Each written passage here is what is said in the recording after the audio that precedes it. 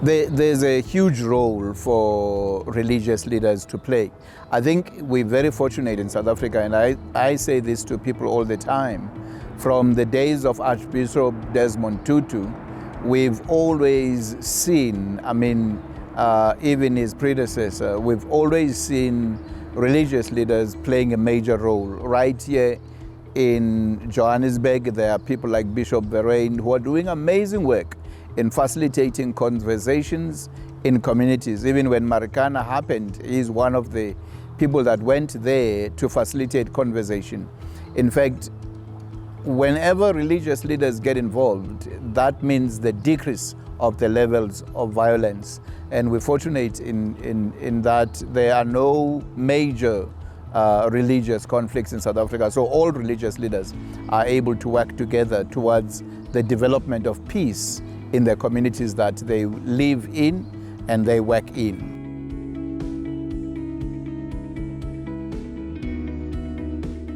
I think this platform here brings together different people, different perspectives and experiences, different walks of life, and they all have the same, ideals, pursuing democracy building, demanding democracy.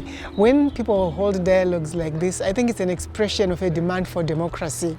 So what is it that we want? How do we build it? Where do we start from? How do we begin to scratch around and put together a system that can work to change the system in our favor? So I think it is a really good, vibrant demand and standing up for democracy.